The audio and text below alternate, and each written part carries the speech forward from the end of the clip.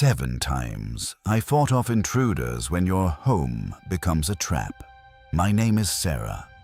I'm 32 years old now, and I need to tell you about 7 separate incidents where someone tried to get into a house I was in. 7 times, 7 different houses, 7 different intruders, 7 different moments where I had to make a split-second decision that meant the difference between living and dying. If you think home invasions only happen to other people, if you think it could never happen to you, if you think you're safe behind locked doors and security systems, you're about to learn how wrong you are. Hit subscribe and turn on notifications because what you're about to hear will terrify you. It will teach you, and it will show you that sometimes the only person standing between you and a predator is your own instinct. These are my stories.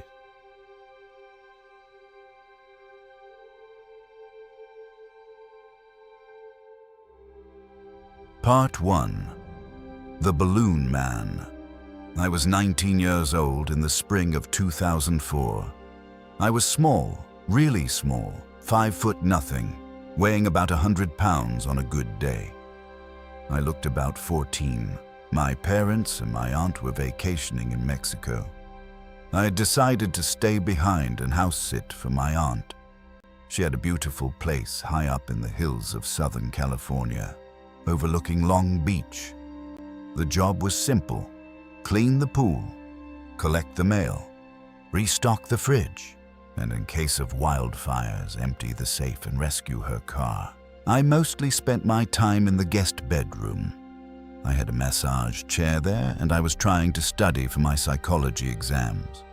I would occasionally sit out on the balcony to work on my tan, or use the treadmill in the basement, but I was mostly isolated in the air conditioning, trying to be productive. Every night before I went to bed, I would set the alarm and make sure the security cameras were working. It was my responsibility to keep the place secure. But on the 4th night of my stay, I was really focused on my books. I was deep in the material, and I forgot to set the alarm after the sun went down. At 1:30 in the morning, I paused to take a break. That's when I realized how late it was. My stomach sank immediately. The basement door was unlocked. I had to lock it before I could set the alarm. Before heading downstairs, I wandered into the study to get a look at the security cameras, just to be safe, just to make sure nothing was wrong. I remember thinking to myself, what are the chances that someone might actually be inside the house? As soon as I finished processing that thought, I saw the figure on the basement stairs. My mouth fell open. I made a small croaking sound. There was a middle-aged man, balding, wearing glasses, slowly making his way up the basement stairs, and in his hand, he was holding a balloon. I stared at the security cameras as he reached the top of the basement stairs. He looked around carefully. He set foot into the kitchen. He was moving like he owned the place. My first instinct was to slam the study door, lock it, and call the police. But I knew the police would take between 10 and 12 minutes to get out here. And in that time, this man could easily overpower me. He could drag me into the night. I thought about hiding somewhere. But I didn't like the idea of staying quiet while he wandered from room to room looking for me. Instead, I decided to do something incredibly daring and incredibly stupid. I tiptoed back into my room. I turned up the music that had been playing in the background, and then I made a loud production of leaving the room. I pounded my feet down the hallway. I called out as loudly as I could. "Marcus, I swear I heard something downstairs. Put on your shirt and grab the key to the gun cabinet." I was positive my voice was quivering, but I figured the music playing in the background would hide that fact. I paused for a few seconds, waiting to see if he would call my bluff, but all I heard was silence from down below. I power walked back into the study, locked the door, and checked the cameras. Sure enough, he was scampering out of the basement door like a frightened squirrel. I watched him run across the backyard around the pool and disappear between the hedges, and then he let go of the balloon. I watched it from my window as it lazily floated away toward the Pacific Ocean. I ran downstairs, locked the basement door, and set the alarm. Then I called the police. The police caught him a week later. He was sleeping in his car in a grocery store parking lot. Everyone asked me what I thought the balloon was about. If I had to guess, I think it was a gift. He must have seen me a few times outside the house. He must have assumed I was much younger than I actually was. That was the first time I realized I could save my own life. Part 2. The Cat Door. Years later, I was house-sitting for my neighbor. He was in the hospital recovering from surgery and had asked me to stay at his house and keep an eye on his cats. The house was small, but it was on a nice wide-open property by the woods. There was a tiny swinging cat flap on the kitchen door where the cats could come and go as they pleased. The flap led into a screened-in back porch. The house only had one bedroom, so I chose to sleep on the couch in the living room. After cleaning up, feeding the cats, and watching some television, I shut off all the lights and laid back on the couch. I had my phone with me, and I was casually scrolling through Facebook. That's when I heard the flap swinging back and forth.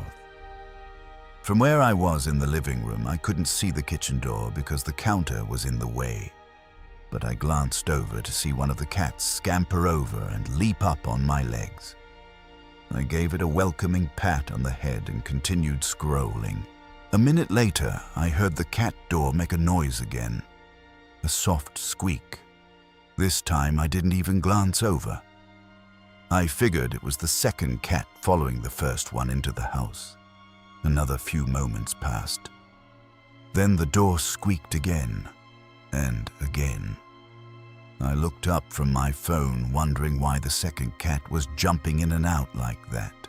I was wondering if I would have to scoop it up and put it in the bedroom. The door continued to squeak for another couple of minutes. I finally decided that I had had enough. I put my phone down and sat up on the couch. I began to stretch. As I did, I happened to glance behind the couch. My blood froze. The second cat was curled up in its bed in the corner, and the first cat was still nestled between my legs. Both cats were accounted for. My confusion turned to fear instantly. Was there another animal on the back porch? Another cat, maybe. I slowly stood up and carefully made my way over to the back door. I was tiptoeing across the carpet in my socks. My heart was beginning to race. The door made a squeaking noise again. I peered around the counter, and I felt the sensation of my heart leaping up into my throat while my stomach dropped at the exact same moment. By the faint rays of the night light in the hallway, I saw something that made my blood run cold. An arm was reaching through the cat door, straining to get at the knob. The fingertips were brushing at the lock, trying to manipulate it from the inside, trying to find purchase. For a few short seconds, all I could do was stare in terror. The surreal, silent reality of what I was experiencing didn't feel real. But then it hit me. The severity of the situation. I realized that if the intruder got in, I wasn't going to stand a chance. I grabbed a large two-pronged fork that was used for flipping steaks on a grill, and in one swift motion, I stabbed at the arm right below the wrist as hard as I could. There came a thunderous scream of pain from the other side of the door. The arm was immediately retracted through the flap, but the fork had impaled the intruder, so it caught itself on the door. That produced a second loud scream. The arm was wrenched violently from the outside. I heard the clatter of the fork on the ground, and then I heard footsteps sprinting across the back porch and out the screen door. I immediately turned on the outside lights and caught a glimpse of a figure running toward the woods. Instead of calling the police right away, I scooped up both cats, stuffed them into the same carrier, grabbed my phone and my shoes, and sprinted out to my car. Thank God it was parked inside the garage. I drove up the road a couple of miles to my place. Once I was safely inside, I called the cops. It took them half an hour to get to my place, and then another half hour of questioning before they continued down the road to check out my neighbor's house. They told me there was no sign that the screen door had been broken into, and aside from the blood stains, there was no sign of the intruder. They put out an alert to local hospitals for a man with a stab wound on his right arm. The following morning, the police brought a dog out to follow the scent, but whoever that lucky bastard was, he was never caught. I kept the cats at my place until my neighbor was out of the hospital. Part 3. Mr. Liptak. In May of 2010, while desperate for cash, I agreed to house sit for one of my old high school teachers. His name was Mr. Liptak, and I had never liked him in high school. He was teaching classic literature, and he always seemed to enjoy pointing out any illustrations that featured nudity. His eyes always seemed hungry, and he tended to wheeze like he was out of breath, even though he was a small guy. My friends and I used to refer to him as Mr. Lip Tit. It was mean, but we were teenagers. He contacted me via Facebook and asked if I would be willing to water his plants, collect his mail, and clean out the place while he went out of town for a couple of days. He didn't specify where he was going, but he agreed to pay me $400 for 2.5 days.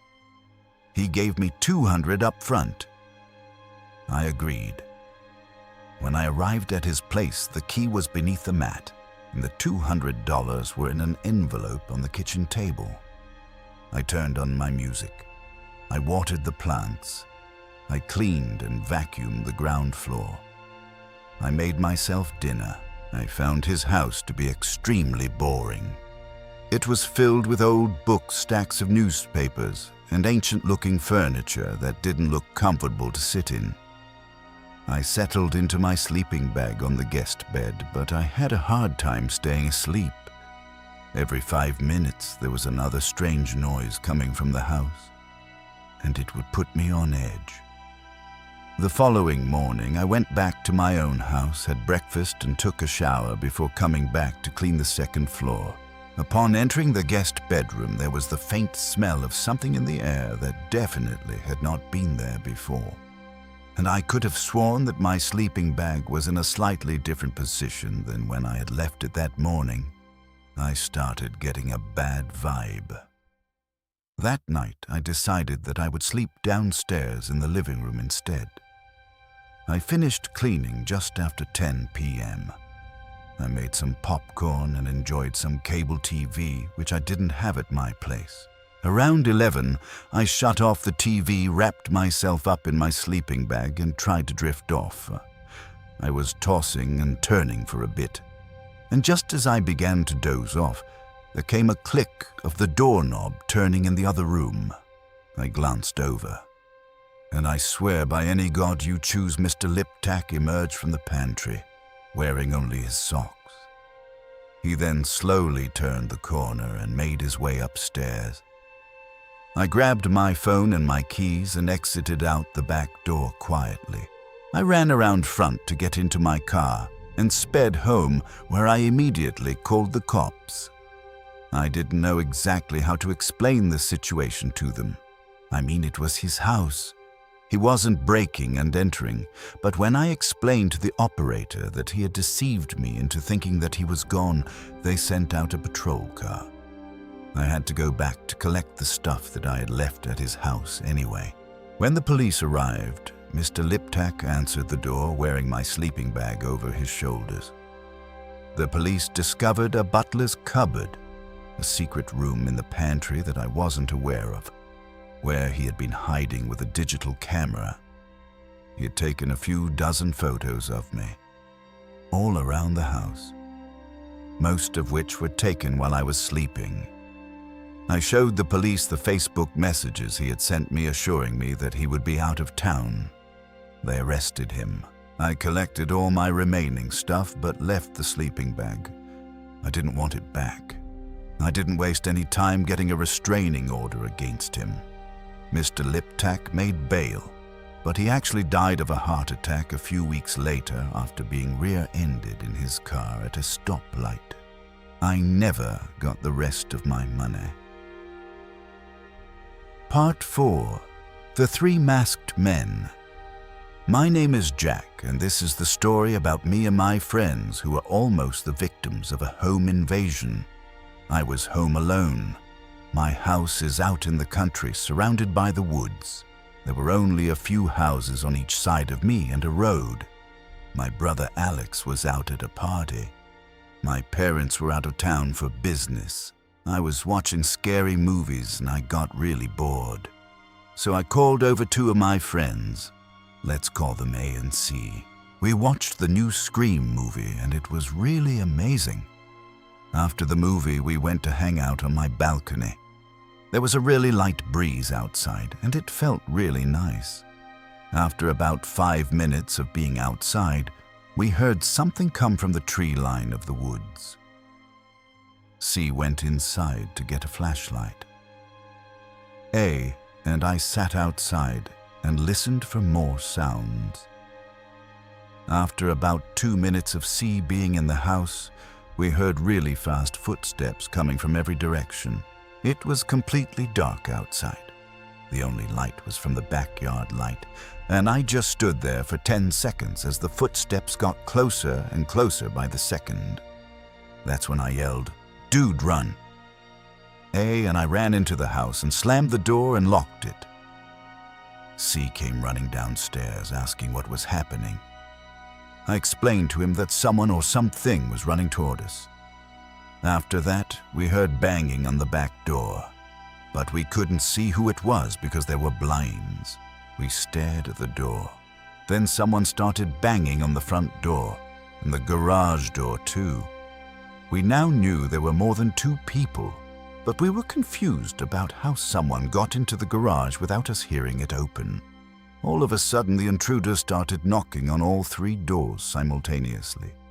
All 3 of us ran upstairs and hid in my mom and dad's closet. It was a really big walk-in. While we were hiding, I called the police. They said they already had a dispatch on their way because apparently they had already gotten a call from neighbors. 3 masked men had emerged from 3 different parts of the woods. They had started running toward our house. They had started running around our house, knocking on doors and windows. After I got off the phone with the police, I called my brother and told him what was happening. While I was explaining, I heard the sound of glass shattering from downstairs, and then I heard the sound of 3 men laughing. Tears flooded my eyes as everything finally sunk in. In my mind, I was really thinking I was going to die. A and C's eyes started getting teary as everything sunk in for them too. As I could hear the men walking up the stairs, I heard the police sirens in the distance, and I heard the 3 men running down the stairs, and then right in that moment, I heard it. "This is the police. Hands up." I was filled with relief. The police officer ran into the closet and told us we could come out. They had gotten 2 of the 3 men in custody. When we went downstairs, I saw the 2 men. They looked disgusting and had really big grins on their faces. It made me sick to my stomach that they enjoyed this. I asked the cops what happened to the 3rd guy. They said he got away and went back into the woods.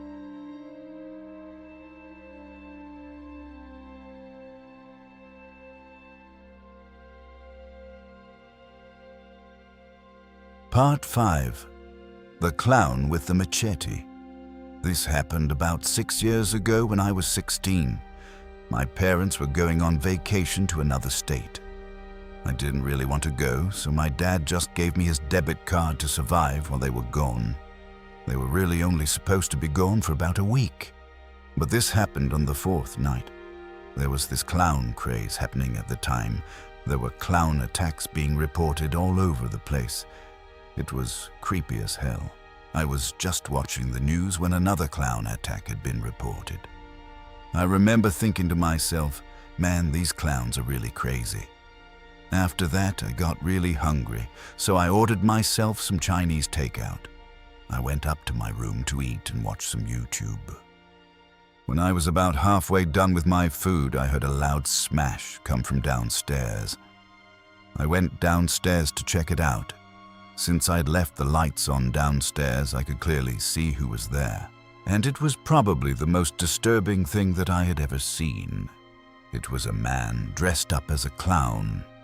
But the entire costume was really dirty, like he had been wearing it for days. But the most disturbing part of it all was that he was actually holding a machete. I quietly sneaked up to my parents' room and locked the door. I went to hide in their bathtub. That's when I decided to call the police. I heard the clown start to open and close the doors downstairs. Then I heard him make his way upstairs. I was being as quiet as I possibly could, trying not to get caught. He then started banging on my parents' bedroom door. I'm not even kidding. I almost shit myself. I decided to jump out the window. Not really caring about my injuries, I ran to the nearest neighbor's house to try and get some help. As I was running, I saw some cops driving down the road. I ran to them and I told them what happened and all about the clown that had broken into the house. They rushed inside my house and they caught him. The cops called my parents and they came home immediately. I rarely ever stayed home alone after that. I always went with my parents. I'm 22 years old now and I still have nightmares about that incident. I always wonder what could have happened to me if I didn't jump out the window, or if the police weren't there. Part 6. The Bedroom Intruder. This happened back in 1994 when I was 15. My friend Becky had asked me to stay the night. Her parents were going out for their anniversary. Her sister was staying the night with a friend. So Becky really didn't want to be alone. I went home from school with her on that Friday. Becky's house had a specific layout that's important to understand. When you pulled into the driveway, there was a carport with a door that opened to the kitchen. Becky's bedroom was downstairs next to the backyard, and her bedroom window lined up perfectly with the ground. We were having a good time listening to music and gossiping about people at school like most teenage girls do on a Friday night in the 90s. I was resting with my head against the window because her bed was right up against it. I'd remembered how the window lined up with the ground. Suddenly, my head jolted. I heard a strange noise from outside the window. Becky could see the fear in my eyes. So she turned down the music and asked me what was wrong. As she proceeded to turn down the music, my head jolted yet again, and we both heard the strange noise. We were scared. We jumped up, ran to her sister's room and called 911. We hung up, but 911 called us back. We told them what happened. We were really scared for a second, but then we thought it was lame to call 911 because it was probably nothing. Well, they thought it was best to send in an officer anyway, just to check it out. They told us to head upstairs and to make sure all the doors were locked and the windows. An officer would be at the front door soon to check on us. For a moment, we were really scared to head upstairs because the staircase was next to the sliding glass door that led to the backyard with no curtains or anything for privacy. So if you were outside, you could definitely see in. Out of nowhere, Becky's dog barks. Becky gets so concerned. She tells me that she has to open the back door to let her dog inside. At this point, we were terrified. We started crying. I asked her to please not open the door, but she was really upset and she didn't want anything to happen to her dog. We finally got the courage to open the door. We grabbed the dog quickly shut and locked the door, and then ran back upstairs as fast as we could. Once we got upstairs, we hid out in the kitchen and waited for the police. It honestly seemed like hours. I sat on the floor hiding because there were so many windows and I didn't want anyone outside to see me. Finally, we saw Becky's parents open the door from the kitchen that led to the carport to go greet the officer. But as soon as her parents got inside, the police officer showed up too. Becky's dad started to laugh and then said, "What have you girls been up to?" We proceeded to tell him what happened. The officer got his flashlight out to have a look around. It was probably around 11 o'clock at night when this happened. We then went inside the house while the cop looked around. It had done a little bit of raining that evening, so the cop was able to see the footprints that led up to the front door, and the footprints next to Becky's bedroom window as well. Becky and I just looked at each other in disbelief. Someone really had been at her bedroom window when I felt my head jolt and heard that weird noise. Someone was trying to break in. The officer didn't find anyone, but he told us to be careful and to call if we heard anything. About an hour or so later, we were falling asleep when all of a sudden her dog began to bark ferociously. By the time we got out of bed, her dad was already in the backyard with a shotgun yelling his ass off for someone to get out of the yard. The person then jumped the fence to the cemetery. Oh yeah, I forgot to mention that Becky's backyard was right next to a cemetery. Someone had been hiding in the storage unit in the backyard for God knows how long. And who the hell knows what they wanted. Becky and I just looked at each other again in terror.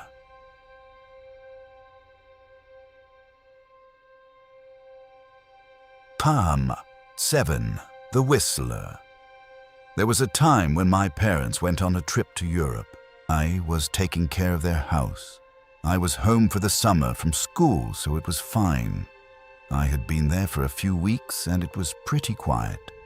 I just went to work, came home and spent time with my friends, enjoying the house to ourselves. But one night, I was just laying there watching TV when I heard this really weird low whistling sound coming from the window that was behind the couch.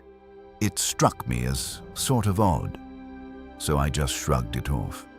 But then, it happened again. It totally sounded like it was a person standing up against the window whistling. I looked out the window and obviously there was no one there. So I figured I should go check it out. If it was something like the wind on the siding, I should probably fix it because that would get annoying. So I walked out into the backyard. The backyard of my parents' house is really, really pretty. It's sparse, but it's kind of a forest that leads to a road on the other side. So I looked at the house and didn't see anything. But then I heard the sound again. It was coming from the woods in the back. I was pretty creeped out at this point, and of course I couldn't see anything in the woods, so I hurried back through the door and locked it behind me.